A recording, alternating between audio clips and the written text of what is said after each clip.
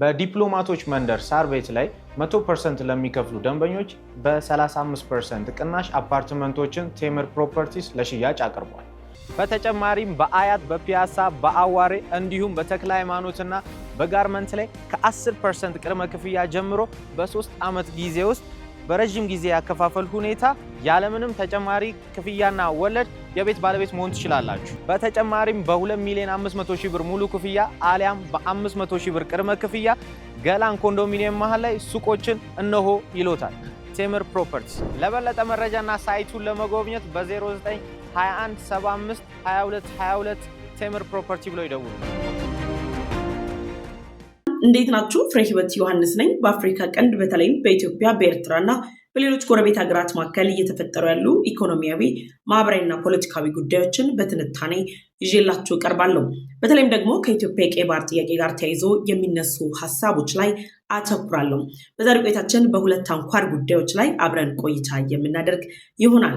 የመጀመሪያው ቀዳሚ አጀንዳችን የሆነው ኢትዮጵያ ወደ ቀይ ባህር መጠጋት የለባትም ወይም ደግሞ ለቀይ ባህር የሚያዋስን ምንም አይነት ታሪካዊም ሆነ ጂኦግራፊያዊ አቀማመጥ የላትም በማለት ከኤርትራ ጋር እያበረ የቆየው የግብጽ መንግስት የኢትዮጵያን የቀይ ባህር ጥያቄ መነሻ በማድረግ ለኢትዮጵያ የመደራደሪያ ሀሳብን ይዞ ብቅ ብሏል። ናሽናል የተባለው ዓለም አቀፍ ሚዲያ ባወጣው ዘገባ መሰረት የግብጽ መንግስት በአባይ ውሃና በህዳሴ ግድብ ላይ ኢትዮጵያ ተለዋዋጭ የሆኑ ስምምነቶችን የምትቀበልና የምታስፈጽም ከሆነ ግብጽ ከኢትዮጵያ የቀይ ባህር ጥያቄ ደጋፊ ሀገራት ጋር በመተባበር ኢትዮጵያ ወደ ቀይ ባህር እንድትጠጋ የራሷን አስተዋጽኦ እንደምታበረክት ተገልጿል። በዚሁ ሀሳብ ላይ ታዲያ የተለያዩ ማስጠንቀቂያ ያዘል መልእክቶችም ተላልፈዋል። የግብጽ መንግስት ኢትዮጵያን ከቀይ ባህር ለማስቀረት የሚወስዳቸው እርምጃዎችም ተካተዋል። በዚህ ሀሳብ ላይ የተለያዩ ዳሰሳዎችን ይዤላችሁ ቀርቤያለሁ። ሁለተኛው አጀንዳችን የሚሆነው የኤርትራ መንግስት የፈንቅል ኦፕሬሽን በማለት ሲያከብረው በነበረው በዓሉ ላይ የኢትዮጵያን የቀይ ባህር ጥያቄ እንዲሁም ደግሞ መላው ኢትዮጵያውያንም ባስቆጣ መልኩ የኢትዮጵያን ሰንደቅ ዓላማ የሚረግጥ ወጣት ምስልን ካሳየ በኋላ በኢትዮጵያና በኤርትራ መካከል ያለው ውጥረት እየተጋጋለ በመጣበት በዚህ ወቅት ላይ ኢትዮጵያ ሐዋሳ ላይ ያስመረቀቻቸው የ65ኛው ልዩ እዝ ዘመቻ ኮማንዶችን ምክንያት በማድረግ የተላለፈው መልእክት የኤርትራ መንግስት ባለስልጣናትን አስቆጥቷል። ኤርትራም በኢትዮጵያ ላይ ክስን መስርታለች። የኤርትራ መንግስት ከዚህ በዓል ጋር ተይዞ ያንጸባረቀው ሀሳብና በጥቅሉ በኢትዮጵያና በኤርትራ መካከል የቀይ ባህር ጥያቄ መነሻ አድርጎ እየተፈጠረ ያለውን ውጥረት ኤርትራ የምታይበት አተያይን በተመለከተ የማስታወቂያ ሚኒስተሩ አቶ የማነ ገብረመስቀል መልእክታቸውን አስተላልፈዋል። በዚህ ጉዳይ ላይ ዘርዘር ያለ ሀሳብን ይዤላችሁ ቀርቤያለሁ። ለዩቲዩብ ቻናል አዲስ ከሆናችሁ የደወል ምልክቷን ተጭናችሁ ቻናሌን ሰብስክራይብ በማድረግ ቤተሰብ እንድትሆኑ ጋበዝኳችሁ። ቻናሌን ሰብስክራይብ አድርጋችሁ ቤተሰብ ከሆናችሁ ላይክ እና ሼር በማድረግ ለወዳጅ ዘመዶቻችሁ እንድታጋሩ ጠይቃችኋለሁ። ወደ ቀዳሚው መረጃም አለፍኩኝ። በመሃል ፒያሳ በምናስገነባው ሳይት ላይ 30% ቅናሽ ባለ 1 መኝታ 5.1 ሚሊዮን የነበረው 3.6 ሚሊዮን፣ ባለ 2 መኝታ 8.4 ሚሊዮን የነበረው 5.8 ሚሊዮን፣ ባለ 3 መኝታ 12 ሚሊዮን የነበረው 8.4 ሚሊዮን ሲሆን ይህ ዋጋ የወጣው 70% ባንዴ ከፍለው ቀሪ 30% ዲስካውንት ተደርጎላቸው ነው። ቀስ እያሉ በግንባታ ሂደት ለሚከፍሉም ከ10% ቅድመ ክፍያ ጀምሮ አመቻችተናል። ለበለጠ መረጃ ከታች ባሉት ስልኮች ይደውሉ። የመጀመሪያው ቀዳሚ አጀንዳችን ግብጽ ቀይ ባህርን በአባይ ውሃ ወይም ደግሞ በህዳሴ ግድብ የመለወጥ አዲስ አጀንዳ ይዛ ብቅ ብላለች። የኢትዮጵያ የቀይ ባህር ጥያቄ ከተነሳበት ጊዜ ጀምሮ ኢትዮጵያ በአሰብ ወደብ ላይ የምታነሳው የህግና የታሪክ ባለቤትነትን ከምትቃወመው ኤርትራ ጋር በመጣመር እንዲሁም ደግሞ ኢትዮጵያ አማራጭ ወደቦችን በማግኘት ወደ ቀይ ባህር ልትቀላቀል ትችላለች በማለት የራስ ገዟ ሶማሌላንድን ስምምነትም ውድቅ ያደረገችው ግብጽ አሁን ላይ በህዳሴ ግድቡና በአባይ ውሃ ላይ ኢትዮጵያ የያዘችው አቋም ለግብጽ አዋጭ ባለመሆኑ ምክንያት የመለሳለስ ባህሪን እያሳየች ትገኛለች። የግብጽ መንግስት በተደጋጋሚ ለኢትዮጵያ የተለያዩ ማስጠንቀቂያዎችን ሲሰጥም ቆይቷል። ከነዚህ መካከልም የግብፁ ፕሬዝዳንት አብዱል ፈታህ አልሲሲ ኢትዮጵያ ላይ የጦር እርምጃ ጭምር መውሰድ የሚያስችል ሁኔታ ላይ እንደደረሱም ገልጸዋል። የውጭ ጉዳይ ሚኒስተሩ ባድር አብደላቲም የህዳሴ ግድቡን የጥፋት ግድብ ወይም ደግሞ ኢትዮጵያ የታችኛውና የላይኛው ተፋሰሱ ሀገራትን ያለ ፍትሃዊ ክፍፍል ለማጥፋት የምትጠቀምበት ፕሮጀክት ነው በማለት ለዩኒቨርሲቲ ተማሪዎች ጭምር እንዲሁም ደግሞ ለመላው ግብፃውያን የተለያዩ መልእክታቸውን ሲያስተላልፉ ቆይተዋል። ታዲያ በኢትዮጵያና በግብጽ መካከል ህዳሴ ግድቡን አባይ ውሃ ማዕከል አድርጎ የቀጠለው ውጥረት የተለያዩ ዓለም አቀፍ ተቋማት ተቋማት ውጥረት ወደ ግጭት እንዳያመራ ሲመክሩ ቆይተው የአሜሪካው ፕሬዚደንት ዶናልድ ትራምፕ የኢትዮጵያ ህዳሴ ግድብን አሜሪካ በገንዘብ ጭምር እንደደገፈች በመግለጽ በግብፅና በኢትዮጵያ መካከል አደራዳሪ ወይም ደግሞ አሸማጋይ ለመሆን ያላቸውን ፈቃደኝነት ከገለጹ ሳምንታት ተቆጥረዋል።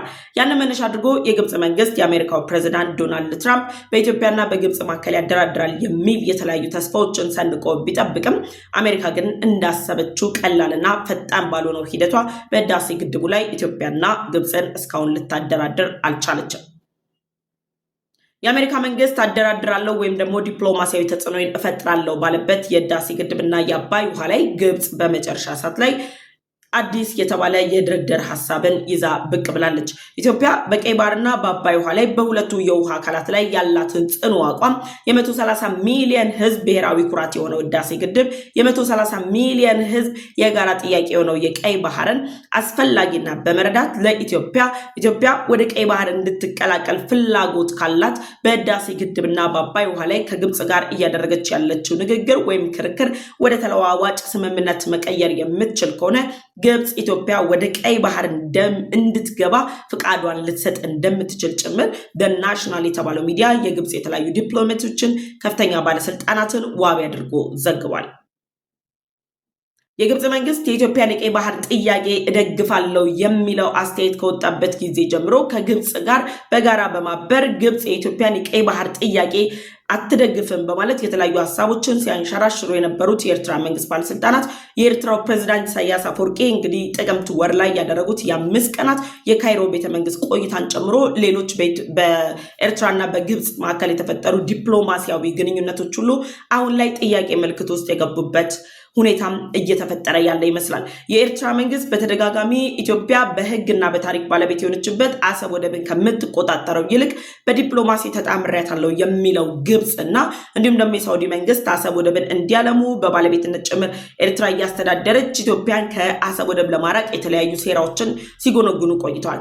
ታዲያ ግብፅ ኢትዮጵያን የቀይ ባህር ጥያቄዋን ለማስቆም ከራስ ገዟ ሶማሌላንድ ጋር የፈረመችውን የመግባቢያ ስምምነት ለማፍረስ የራስ ገዟ ሶማሌላንድን የሉዓላዊ ሀገርነት እውቅና በቀዳሚነት የተቃወመች ሀገር ነች። ከዛም ባለፈ ደግሞ እስራኤል ለራስ ገዟ ሶማሌላንድ የሉዓላዊ ሀገርነት እውቅና ስትሰጣት ከነ ቱርክ ከነ ሶማሊያና ከነ ሳውዲ ጋር በጋራ በመሆን የራሳቸው የሆነ የአረብ ባህር ለመፍጠር የሚያስችል ስምምነት ፈርመው ኢትዮጵያ ወደ ቀይ ባህር እንዳትጠጋ እነሱ ሶማሊያን መደገፍ ብቸኛ አማራጭ አድርጋ ስትንቀሳቀስ የነበረች ሀገር ነች ግብፅ። ከዛም በተጨማሪ ከጅቡቲ ጋር የወደብ ልማት ስምምነትን በመፈረም የጅቡቲ ወደብ ኢትዮጵያ 95% የሚሆነው የንግድ እንቅስቃሴ የምታደርግበት የጅቡቲን የዶራሌ ወደብ ላይ የተለያዩ የልማት ስራዎችን ለመስራት የሚያስችል ስምምነት ግብፅ ፈርማለች። ከዛም በተጨማሪ በምስራቅ አፍሪካ የመጀመሪያውና ብቸኛው የሆነውን የግብፅ ባንክም ጅቡቲ ላይ መስርታለች። የኢኮኖሚ ትስስሯን ለማጠናከር ግብፅ ጥረት እያደረገች ነው ያለችው። የነዚህ የጅቡቲና የኤርትራ እንዲሁም ደግሞ ሶማሊያን በመጠቀም ስታደርግ የነበረው እንቅስቃሴ ኢትዮጵያን ከቀይ ባህር ሊያርቃት የሚችል ሳይሆን የቀይ ባህር ጉዞዋን ሊያራዝም የሚችል ሊያንዛዛ የሚችል መሆኑን በተረዳችበት በዚህ ወቅት ላይ ብቸኛ አማራጭ አድርጋ እየወሰደች ያለችው ደግሞ የላይኛው ተፋሰሱ ሀገራትና የታችኛውን ተፋሰሱ ሀገራትን በኢኮኖሚ በዲፕሎማሲ ጫና በመፍጠር እነሱን አሳምና ኢትዮጵያ ላይ የማሳመጽ እንቅስቃሴን ለማድረግ ከፍተኛ ጥረትም ስታደርግ ቆይታለች ግብፅ። ይህን ለማሳካት በምታደርገው ጥረት ላይ ከኢትዮጵያ ጋር ጠንካራ የሚባል የሁለትዮሽ ግንኙነት ያላት ከኢትዮጵያ ጋር አዳጊ የሚባል ታሪካዊ ዲፕሎማሲን የፈጠረችው ኬንያ ላይ ደግሞ ተጽዕኖችን እየፈጠረችም ቆይታለች። የግብፅ መንግስት ከኬንያ ጋር በፈጠረው የዲፕሎማሲ ጥምረት ወይም ደግሞ ከኬንያ ጋር በተፈጠረው የሁለትዮሽ ግንኙነት የናይል ስምምነትን ወይም ደግሞ የናይል ቤዝን የሚባለውን ስምምነት የታችኛውም የላይኛውም ተፋሰሱ ሀገራት ከተስማሙ በኋላ በህዝብ ተወካዮች ምክር ቤቶቻቸው ላይ ሲያጸድቁ ኬንያ ግን በተናጠል ያን ስምምነት ተስማምታ ያላጸደቀች ሆናለች። ይህንን እንደምቹ ዕድል የተጠቀመችው ግብፅ ኬንያን የምትገነባቸው 2 ግድቦች ላይ ፋይናንሻል ድጋፍ በመስጠት ኬንያን በዲፕሎማሲ ወይም ደግሞ በፋይናንስ በማታለል የራሷ አጋር ለማድረግ የምታደርገውን ጥረት አጠናክራ ቀጥላለች። በዚህ ሳምንት የግብፅ ባለስልጣናት ኬንያ ሄደዋል። የኬንያው ፕሬዝዳንት ዊሊያም ሩቶ ከግብፁ ፕሬዝዳንት አብዱል ፈታህ አልሲሲ ጋር የስልክ ውይይት አድርገዋል። ስለዚህ በታችኛውና በላይኛው ተፋሰሱ ሀገራት ላይ እያደረገች ያለችው እንቅስቃሴ ኬንያ በምክር ቤት አለማጽደቋ ሁሉም በሚባል መልኩ የተፋሰሱ ሀገራት ተቃውመውታል። ኬንያም በአስቸኳይ በአስቸኳይ ይህንን ስምምነት ወይም ደግሞ የመግባቢያ እንድታጸድቅም ተጠይቋል። ግብጽ አሁን ላይ እያለች ያለችው ይህን ስምምነት አጸድቃለሁ ወይም ደግሞ ይህን ስምምነት እቀበላለሁ የሚል አዝማሚያን ይዛ ከመጣች በኋላ ናሽናል ይዞት የወጣው ዘገባ እንደሚያሳየው ከሆነ ኢትዮጵያ በህዳሴ ግድቡና በአባይ ውሃ ላይ ተለዋዋጭ የሆነ የስምምነት ይህ ማለት ግብጽ ላይ ከተያዘባት አሁን ደረቃዊ የሆነ አቋም ኢትዮጵያ ከያዘችው የማይናወጥ አቋም ሊለዋወጥ የሚችል በዲፕሎማሲያዊ ውይይት ኦር ደግሞ በድርድር ልናሻሽለው የምንችለው አይነት ስምምነቶችን ኢትዮጵያ ይዛ የምትመጣ ከሆነ የቀይ ባህርን ጥያቄዋን ኢትዮጵያ እንዲመለስ የኢትዮጵያን የቀይ ባህር ጥያቄ የሚደግፉ ጎረቤት ሀገራት የኢትዮጵያን የቀይ ባህር ጥያቄ የሚደግፉ ሀያላን ሀገራት ጎን በመቆም ኢትዮጵያ ወደ ቀይ ባህር እንድትገባ ድጋፌን አደርጋለሁ ትላለች ግብጽ።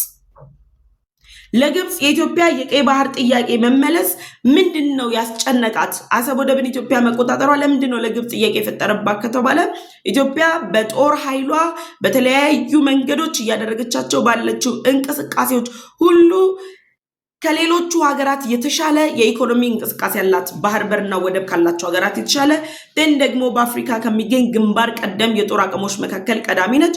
የባህር በር ሳይኖራት ፎር ደ ፓስት 3 አስርት ዓመታት ከቀይ ባህር ርቃ የቆየች ሀገር የባህር ኃይሏ ግን ዛሬ ድረስ ቀይ ባህር ላይ ካሉ ሀገራት የተሻለ ነው። እነዚህ አካሄዶች ኢትዮጵያ ወደ ቀይ ባህር የምትገባ ከሆነ ባህር ኃይሏ ወደ ቀይ ባህር የሚገኝ ከሆነ ወታደራዊ አቅሟ ቀይ ባህር ላይ የሚወጣ ከሆነ የሀያላን ሀገራትን ቀልብ ከመሳብ ባለፈ እና አሜሪካ የባህር ኃይሏ ሳይጠጋ በፊት ራሱ ስትራቴጂክ አጋር አድርገው እየተጠቀሟት መሆኑ ለግብጽ ስጋት ነው። ይሄ ማለት ግብጽ በቀይ ባህር ላይ ያላት ሚና ብቻ ሳይሆን ግብጽ በአፍሪካ ቀንድ ላይ ያላት ሚናን ጭምር የሚያዳክም አይነት እንቅስቃሴ ነው። ለዚህም ነው ግብጽ ኢትዮጵያ ወደ ቀይ ባህር እንዳትገባ ኢትዮጵያ በህዳሴ ግድብ ላይ የወሰደችውን ብልጫም ደግሞ ለማንኳሰስ ከፍተኛ ጥረት እያደረገች ያለችው። እነዚህ ሁሉ የሚያሳዩት ግብጽ ከኢትዮጵያ ጋር ያለችበት ውጥረት ህዳሴ ግድብና አባይ ውሃ ብቻ ሳይሆን የኢትዮጵያ እየገነባች ያለችው የጦር አቅም፣ ወታደራዊ ዝግጅት፣ የባህር ኃይሏን ማደራጀት ደግሞ በኢኮኖሚ፣ በዲፕሎማሲ፣ በፖለቲካው ጫና በዓለም አቀፍ ደረጃ እያገኘች ያለችው ተቀባይነት ግብጽ በአፍሪካ ላይ ያላትን ዲፕሎማሲያዊ ተቀባይነት የሚያሳጣት ነው። ስለዚህ በአሰብ ወደብ ምን በለው በራስ ገዟ ሶማሌላንዱ በርበራ ወደብ ምን በለው ሌላው ቀርቶ በቀይ ባህር ብቻ ሳይሆን በህንድ ውቅያኖስ ላይ የሚያስገቡ እንደ ሆቢዮ ወደብ ያሉ ሌሎች ወደቦችን ጭምር ኢትዮጵያ ተጠቅማ የባህር በር እንዲኖራት ወይም ደግሞ የባህር መተንፈሻ እንዲኖራት የማትፈልገው ግብጽ አሁን ላይ በህዳሴ ግድቡና በአባይ ውሃ ላይ ተለዋዋጭ የሆነ አካሄድ ወይም ተለዋዋጭ የሆነ አቋም ከያዛችሁ ኢትዮጵያ በይፋ የኢትዮጵያን ግብጽ በይፋ የኢትዮጵያን የቀይ ባህር ጥያቄ ትደግፋለች የሚል ሐሳብ ይዘው የመጡት ናሽናል ይዞት የወጣውን ዘገባ በዚህ ልክ ለምን ማመን አስፈለገ የሚለው ሌላው መሰረታዊ ጉዳይ ነው።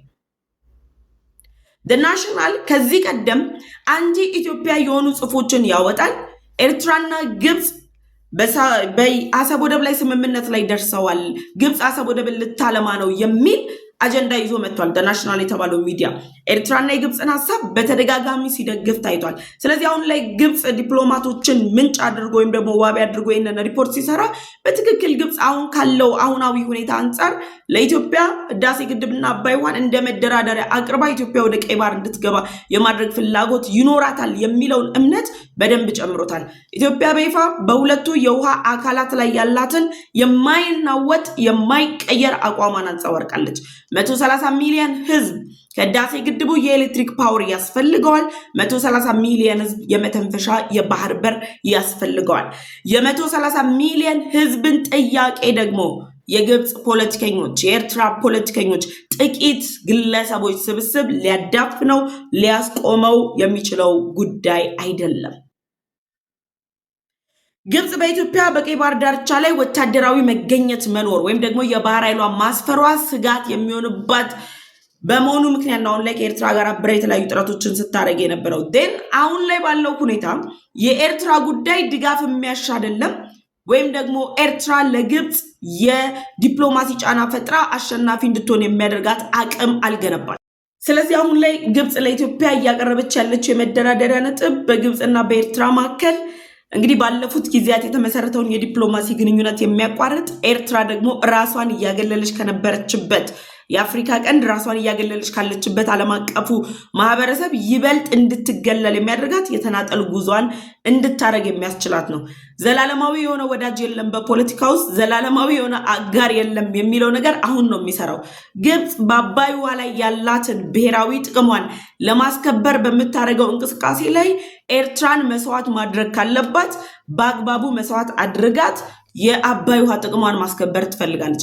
ግን የአባይ ውሃ ጥቅሟን እንዴት ታስከብራለች? የላይኛውና የታችኛው ተፋሰሱ ሀገራት የጋራ መስማማት ላይ በደረሱበት መግባባት በመሻር ወይም ደግሞ ኬንያ የምትባል ሀገርን ተጠቅመው የሁለትዮሽ ግንኙነት ፈጥረው አይደለም፣ ቁጭ ብሎ በመናገር በመደራደር ነው ሊሆን የሚችለው። ነገር ግን የድርድር ማዕቀፉ ምንድነው ከተባለ ኢትዮጵያ በአባይ ውሃ ላይ ያላትን ድርሻ ለግብፅ አሳልፋ የምትሰጥበት፣ ኢትዮጵያ በአባይ ውሃ ላይ የበላይ መሪ መሆኗን አሳልፋ የምትሰጥበት ሳይሆን አሁን ላይ እየተጠቀሙ ያለው የውሃ አጠቃቀም ፍትሃዊ አጠቃቀም መሆኑን በማመን የትኛውም ዓለም አቀፍ ተቋም አሜሪካን ጨምሮ ሌሎች ሀያል ሀገራት ጭምር ኢትዮጵያ ላይ የትኛውንም አይነት ጫና ቢያሳድሩ ግብፅ የአባይ ውሃ የበላይ የመሆን መብት እንደሌላት፣ የቀኝ ግዛት ስምምነቱ ተፈጻሚነት የሌለውና ኢትዮጵያ በአባይ ውሃ ላይ በፍትሃዊ መንገድ እያከፋፈለች የምታጠጣቸው ደን ደግሞ ስትፈልግ ሜጋ ፕሮጀክቶችን የምትገነባበት ያለማንም ፍቃድ ያለማንም ከልካይ የምትንቀሳቀስበትን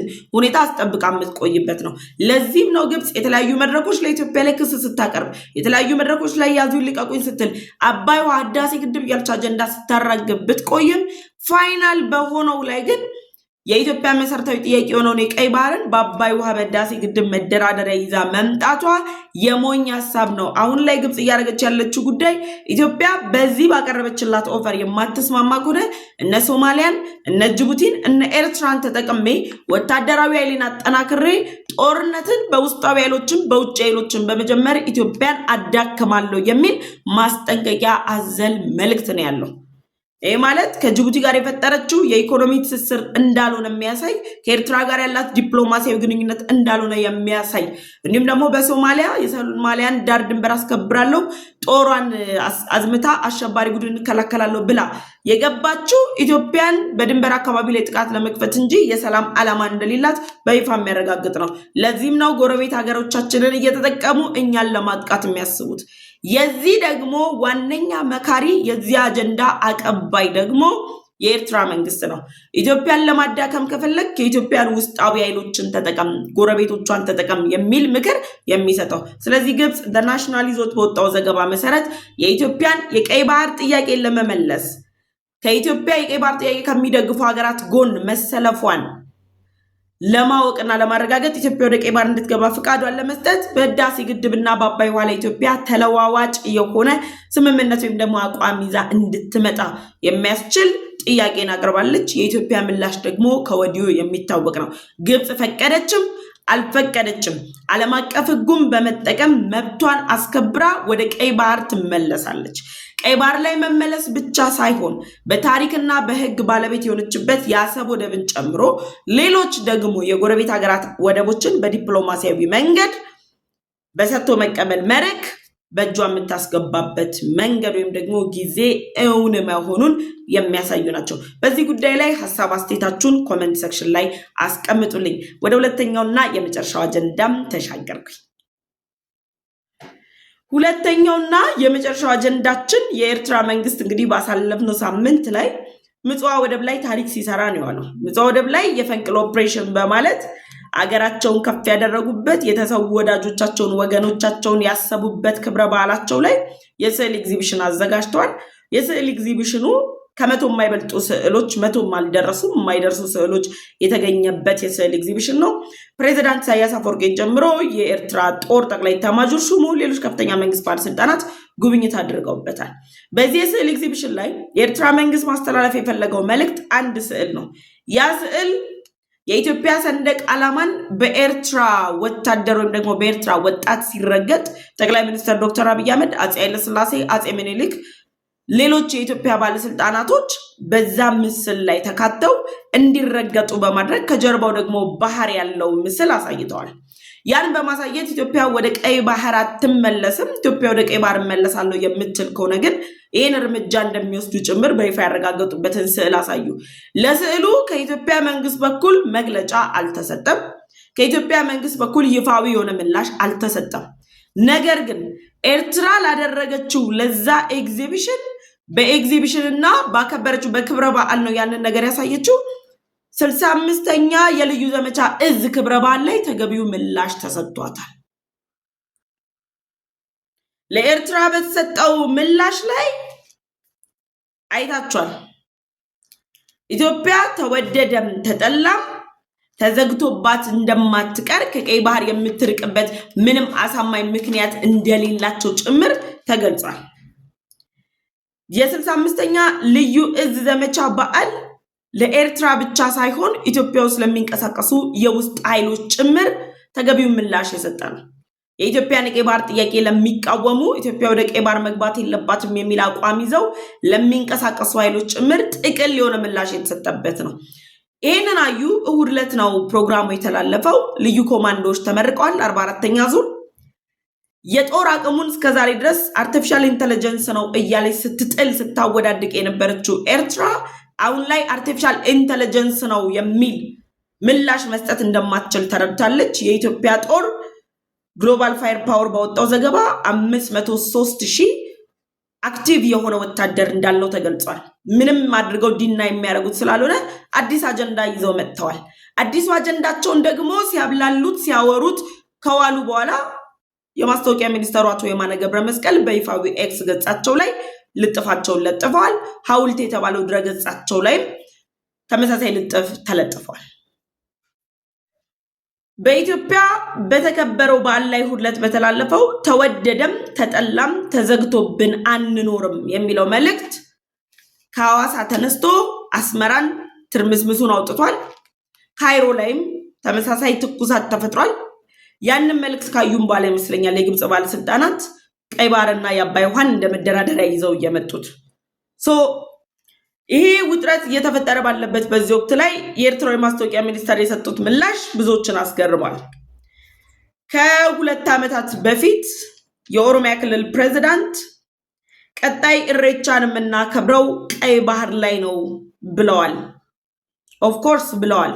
ስለምናከብር በቀጣይ ኢትዮጵያ ወደ አሰብ ወደብ ወደ ቀይ ባህር አካል መሆኗ ስለማይቀር ያንን ለማድረግ ደግሞ እናንተ ውስጣዊ ጦርነቶችን ለመፍጠር እንደነ ቲፒኤልኤፍ ያሉ ኃይሎችን እየደገፋችሁ የኢትዮጵያን የቀይ ባህር ጥያቄ ለማደናቀፍ እየሰራችሁ ስለሆነ የኢትዮጵያ የቀይ ባህር ጥያቄ መመለስ ካለበት ጊዜ ሊዘገይ አስችሎታል እንጂ የኢትዮጵያ የቀይ ባህር ጥያቄ መመለሱ አይቀሬ መሆኑ በይፋ ተረጋግጧል። ስለዚህ ቀይ ባህር ላይ ነው በቀጣይ ኢሬቻ የምናከብረው ብለው የኦሮሚያ ክልል ፕሬዝዳንት መልእክት አስተላልፈዋል። ከሳቸው በተጨማሪ የቅርብ ጊዜ ትዝታችን የገና በዓል ላይ አምባሳደር ዲና ሙፍቲ ቀጣይ የገና በዓልን የምናከብረው አሰብ ወደብ ላይ ነው ብለዋል። ተመሳሳይ መልሶች እየተሰጠ ነው ያለው። እናንተ ልክ የ4 ኪሎ ቤተመንግስትን ልናበጣብጠው ነው፣ በኢትዮጵያ መንግስት ቅየራ እናደርጋለን፣ አገሪቱን የሚቆጣጠረው ህዋት ነው የሚል ፕሮፓጋንዳችሁን እየነዛችሁ ባላችሁበት በዚህ ወቅት ላይ እውነት የሆኑ ነገሮች ሲነገሯችሁ ደግሞ ራሳችሁን ስጋት ውስጥ አደጋ ውስጥ የምጥሉበት መንገድ ነው። ከዛ በመቀጠል በዚህ ማላበቁም ማስታወቂያ ሚኒስተሩ የኢትዮጵያ ካርታ የኤርትራን ደቡባዊ የባህር ዳርቻ ግዛቶችን በህገወጥ መንገድ የያዘ ካርታን አሳይታችኋል። ያ ደግሞ የተደረገው በወታደራዊ አመራሮቻቸው አማካኝነት ነው ተብሏል። ከዛ ስዕል ጋር ተያይዞ ከዛ ምስል ጋር ተያይዞ የመከላከያ ሚኒስተር ልጥፉን ወዲያው ከፌስቡክ ላይ አንስቶታል። ነገር ግን ደግሞ ያ ምስል ይፋ ወጥቷል። ካርታው የተሰራበት አግባብ የቀይ ባህርን ደቡባዊ ዳርቻን የያዘ ነው። የኢትዮጵያ ካርታ ያ ነው በሚል ደረጃ እንግዲህ ብዙዎች አስተያየታቸውን ሲሰጡ ነበር፣ አባቶች፣ ፖለቲከኞች እውነት። ስለዚህ የኢትዮጵያ መንግስት በጀነራሎቹ በከፍተኛ ባለስልጣናቶቹ በኩል የአሰብ ወደብ ባለቤት እንደሆነና ኤርትራን ያገለለ ወረራ ለመፈጸም የሚያስችል እንቅስቃሴ እያደረገ ነው አሉ። የሐዋሳው መድረክ በነገራችን ላይ ተወደደም ተጠላም ከሚለው መልእክት በተጨማሪ ሌላ መልእክት አስተላልፏል እኮ። ጠቅላይ ሚኒስትር ዶክተር አብይ አህመድ የኢትዮጵያ ኤሊት ኃይል ከሶማሊያ እስከ ምጽዋ ድረስ ያለውን አቅጣጫ በመያዝ የሽብር እንቅስቃሴ እንዳይደረግ የቀይ ባህር ደህንነትን ማስጠበቅ ሌሎች ቀጠናዊ የሆኑ ስራዎችን እንደሚሰራና ኃላፊነት ወስዶ እንደሚንቀሳቀስ ጭምር ገልጸዋል። ከነዚህ በተጨማሪ በተለያዩ መንገዶች ኢትዮጵያ እያስተላለፈች ያለችው አሰብ ወደብ ላይ እያስተላለፈች ያለችው መልእክት እነሱ የምጽዋ በዓላቸው ላይ ዛ የፈንቅል መድረካቸው ላይ የኢትዮጵያን ሰንደቅ ዓላማ ሲረግጡ ካሳዩበት የአንዲት ሉዓላዊት ሀገርን ታሪክ ያላትን ሀገር ለነሱ እንደ ሀገር ለመቆም መሰረት የጣለችን ሀገር ሰንደቅ ዓላማ ሲረግጡ፣ መሪዎቻችንን ሲረግጡ፣ ያለፉትም አሁንም እየመሩ ያሉትን ጠቅላይ ሚኒስትሩን ሲረግጡ፣ እንዲሁም ደግሞ ኢትዮጵያ የባህር በር ጥያቄ የማይመለስ ወደ ጦርነት መግባት ካለባቸው በጦርነት ዋጋ አስከፍለው ጭምር ኢትዮጵያን ከቀይ ባህር እንደሚያስቀሯት ሲነግሩ ለነሱ ያ የህግ ጥሰት አይደለም። ዓለም አቀፋዊ ህግን አልጣሱም። እነሱ ያን ያደረጉት ፖዚቲቭሊ ነው፣ ትክክልነት አግባብነት ያለው ነው ብለው ነው የሚያስቡት። ለዚህም ነው ኢትዮጵያ ያስተላለፈችው መልእክት የዓለም አቀፍ ህግን የጣሰና በኤርትራ ላይ የወረራ እቅድ የወረራ አጀንዳ ያለው ነው። ከዛ በተጨማሪ ከኤርትራ ጋር የጦርነት ቅስቀሳ እያደረገች ነው ያለችው ኢትዮጵያ የሚል ምላሽ የኤርትራው ማስታወቂያ ሚኒስተር በይፋዊ ኤክስ ገጻቸው ላይ ሰጥተዋል። የጦርነት ቅስቀሳ ኢትዮጵያ እያደረገች ነው ብለው እነሱ የሚያወሩት በሚተላለፉ መልእክቶች ነው። ኢትዮጵያ እስካሁን ወደ ኤርትራ አንድም አይነት ውስጣዊ ኃይልን ተጠቅማ ጥቃት አልፈጸመችም። አንድም አይነት ትንኮሳ አላደረገችም። እነሱ ግን በተቃራኒው ህወሓትን እየደገፉ ትግራይ ክልልን ሁለተኛ ዙር ጦርነት ለማስነሳት ከፍተኛ ጥረት እያደረጉ ነው ያሉት። በሱዳን በኩል ድንበሮችን በመጠቀም ሌላ የጦርነት እንቅስቃሴ እያደረጉ ነው ያሉት። የቃላት ጦርነቱን ለማጣጠፍ ከማስታወቂያ ሚኒስተራቸው እስከ ሚዲያ ሰራዊታቸው ጭምር በኢትዮጵያ ላይ ትንኮሳ እያደረጉ ነው ያሉት። እነዚህ ሁሉ ፕሮሰስ እያደረጉ ባሉበት በዚህ ወቅት ላይ ኢትዮጵያ በመከላከያ ሰራዊቶቿ በኩል እያስተላለፈች ያለችው መልእክት፣ በባለስልጣኖቻቸው በኩል እያስተላለፈች ያለችው መልእክት ዓለም አቀፍ ህግን የጣሰና የጦርነት ቅስቀሳ ነው ይላሉ። በነገራችን ላይ ዓለም አቀፍ ህጉ የተባበሩት መንግስታት ድርጅት ህጉ ለአንድ ሀገር አንቀጽ 51 ላይ የመከላከል መብት ይሰጣል። ጥቃት ሲዘነዘርበት፣ እንኮሳ ሲሰነዘር መከላከል ያስችላል። የሰውን ግን ሉዓላዊ ግዛትን አልፎ መሄድ ህጉም አይፈቅድም። የኢትዮጵያን ሉዓላዊ ግዛት አልፋችሁ በትግራይ ክልል ጦራችሁን አዝምታችሁ ለቃችሁ ውጡ ስትባሉ አላዘመትንም ያላችሁ ባለስልጣናት እኮ ዛሬ ላይ መቀለ ከተማን ጨምሮ ሌሎች የትግራይ መዳረሻዎች ላይ የኤርትራን የጦር ወታደራዊ ዩኒፎርም የለበሱ ታጣቂዎች እየተንቀሳቀሱ ነው ያሉት።